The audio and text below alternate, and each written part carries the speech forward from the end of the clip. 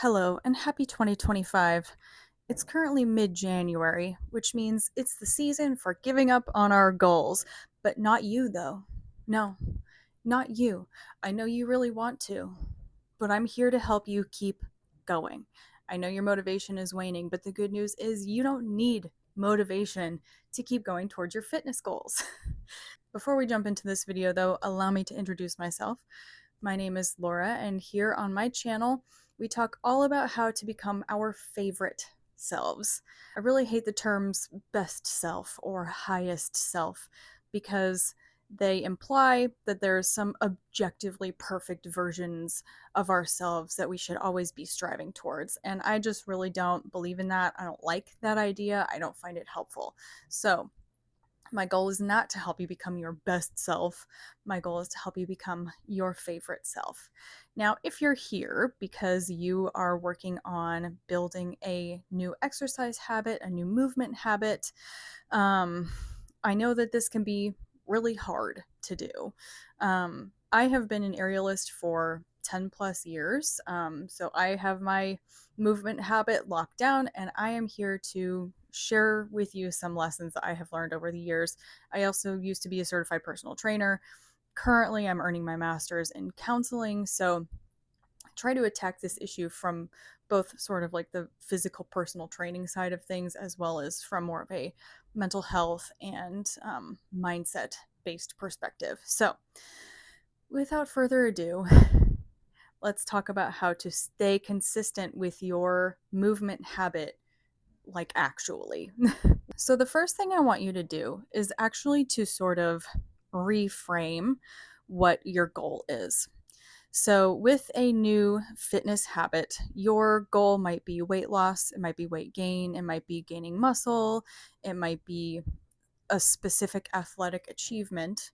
But whatever it is, I want you to zoom in a little bit on that goal. And actually, for the first month or two of this journey, change your goal from, let's say, weight loss, for example, to building your movement habit. So, of course, your long term goal is going to be to, say, lose 15 pounds. But for the next 2 months, your main goal, your main job is to build the movement habit. Do we see the difference? um, so, what this means is that we are going to keep an eye on your weight and make sure that that's moving in the direction that we want it to. But that's not going to be the main focus. I want your main focus within these first 2 months to be your attendance. Okay. So, we're going to talk about tracking in a little bit here, but I want you to be focusing on simply showing up for your movement, for your workouts. Okay. We're not worrying so much about physique. We're not worrying so much about losing weight or gaining weight or whatever your overall goal is. We're focusing on simply showing up, doing the workout.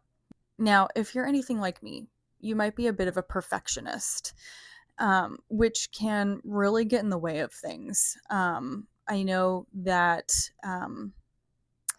it might be tempting to be spending a lot of time online researching perfect workouts and trying to find out how to optimize your workout. But if you are new to movement, respectfully, you're not at that stage yet, okay?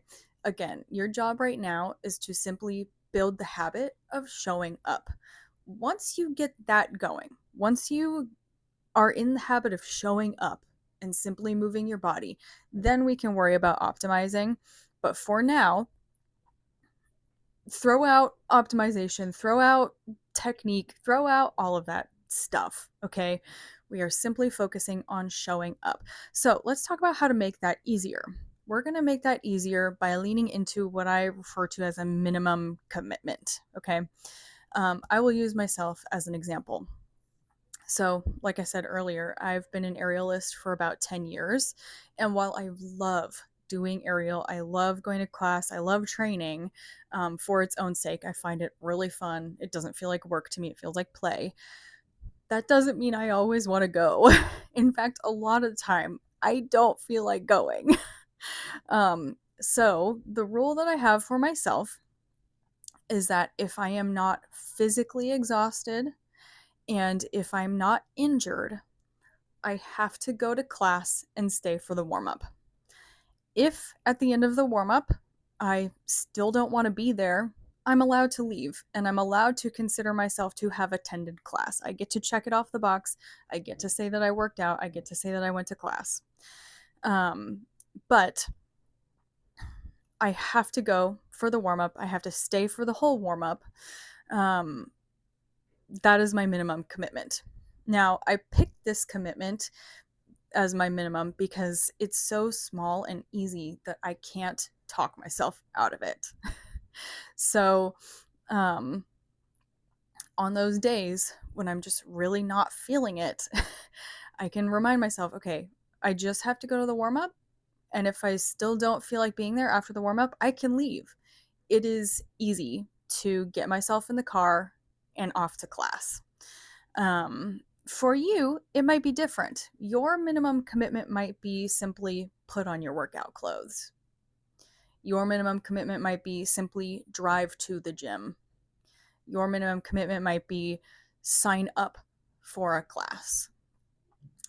This is going to be something that you're going to have to do a little bit of like personal experimentation and soul searching with. But the key that we're looking for here is to find something, again, that's so small that you cannot possibly talk yourself out of doing it. So, if your movement habit that you're working on building is going on an hour-long walk every day, maybe your minimum commitment is you put on your shoes and you step out on your front porch. So small that you cannot talk yourself out of doing it. And once you do that, you can check it off. The beautiful thing about this habit is that 9 times out of 10, once you get going, it's easy to keep going. So a lot of the times, most of the time when I don't feel like going to aerial class and I stick to my minimum commitment and I go to do the warm up, 9 times out of 10, I stay for the whole class. I enjoy myself. I work my muscles and I go home and I can sleep better that night because I have worked my body. But that 1 time out of 10, I'll leave.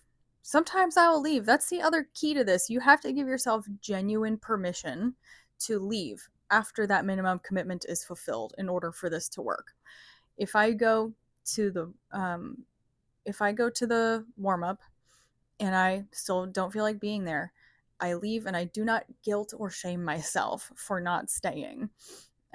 Because I can always come back tomorrow. If I still don't feel like doing it after the warm up, there's probably a reason. I'm probably too tired for me to be able to safely do my aerial class. Now, I mentioned at the beginning of this section that this is the deal that I have with myself if I am not physically exhausted or injured.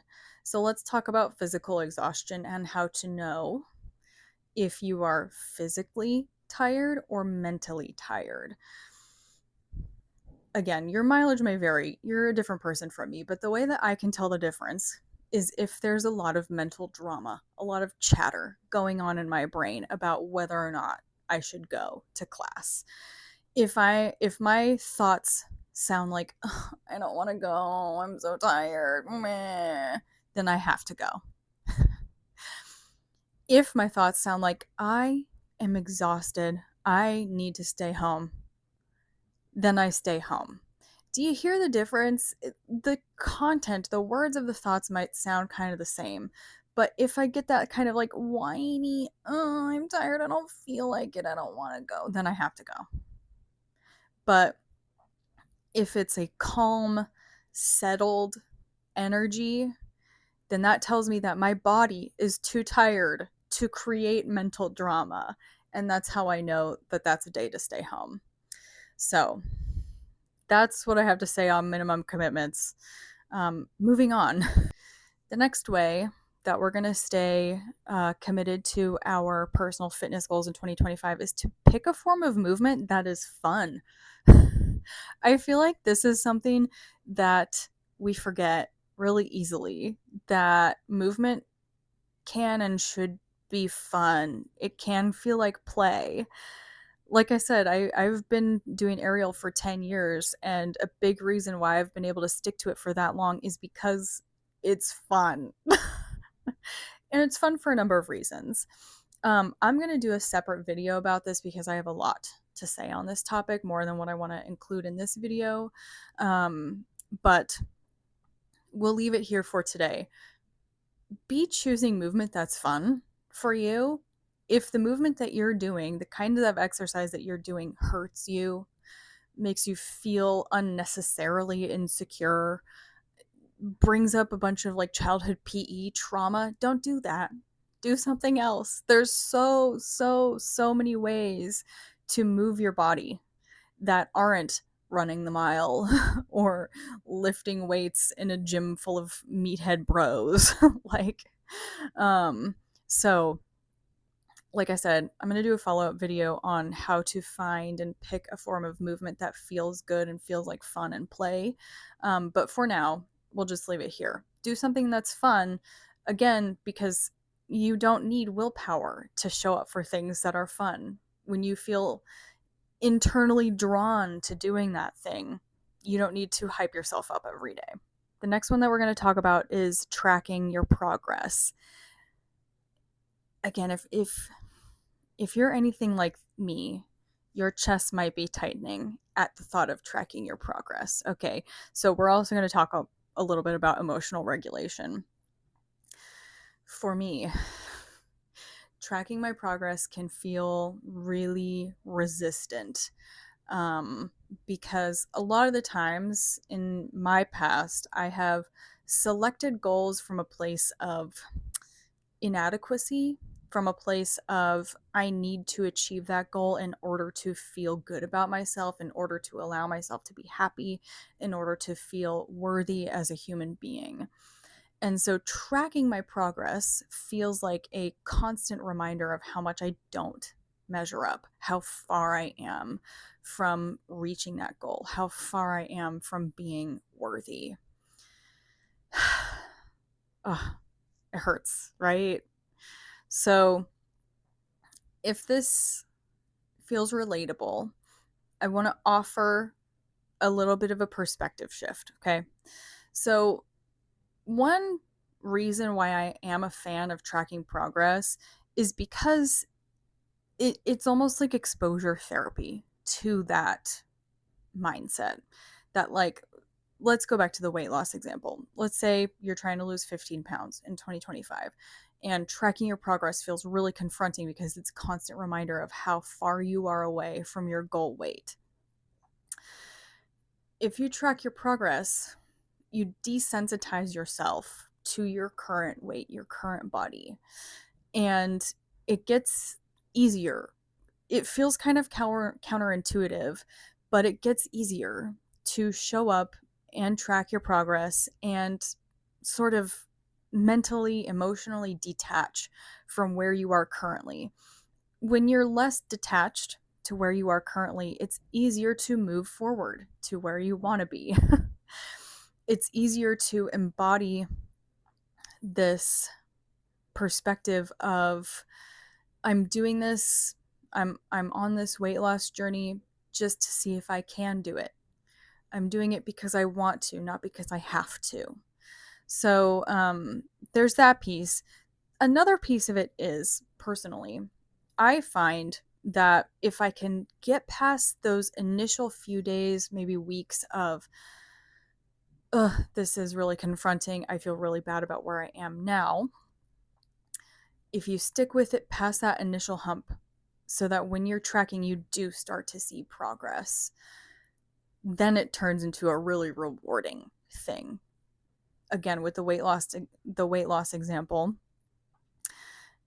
when you lose a pound, it's probably not going to be very obvious or visible to you or to others.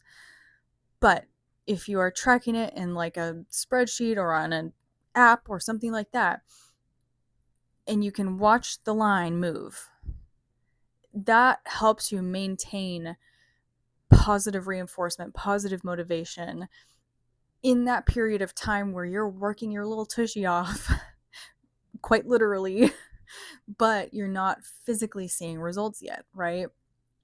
So I am a big fan of tracking because it can help kind of diffuse the emotions from where you are right now, which enables you to move forward with more peace, and it can become a reward in and of itself. So, speaking of rewards, a really common and popular piece of advice for pursuing goals in general is to create rewards, a reward schedule for yourself. So, if you're on a weight loss journey and you want to lose 15 pounds, maybe you reward yourself at your first pound loss, and then at your fifth, and then your 10th, and then finally your 15th pound. Again, I really like the tracking because, at least for me, tracking and seeing the progress becomes the reward in and of itself. And I think that a lot of the times, rewards can feel, at least for me, a little bit daunting in and of themselves because, if you're on a weight loss journey, you don't necessarily want to reward yourself with a trip to the Cheesecake Factory. If you're on a weight loss journey, perhaps a fun reward could be like a new workout set, new clothes. But if you don't have the funds for that, or it's not a financial priority, that can be hard to justify or feel motivating, or like it almost feels like, okay, I have this physical goal, but I'm going to be sort of sabotaging financial goals by rewarding myself in that way. So, um, yeah, it's not that I'm not saying don't have rewards for yourself, or you can't have rewards for yourself. But what I'm trying to say is that small, really, really small celebrations can feel big, can feel bigger than you might think. So, when you reach that 1 pound milestone, the 5 pound, 10 pound, 15 pound milestones, just doing a little celebration, doing a little dance in your room, um, giving yourself a literal pat on the back, saying, like, fucking go me, bitch. Sharing the news with a friend. Those can be reward enough. Um, it may not seem like it now. You may not believe me, and that's okay. But try it out and prove me wrong. My final tip for today, when it comes to pursuing your fitness goals, weight loss goals, weight gain goals, etc., is to try to reframe your angle if you are approaching this goal from a place of inadequacy. We talked about this a little bit earlier. A lot of us pursue fitness goals initially from this place of, I hate my body. I need to approach society's beauty standards in order to love myself, in order to like myself, in order to respect myself, in order to feel worthy of good things. And that hurts my heart because, not only is that just simply not true, it's not helpful.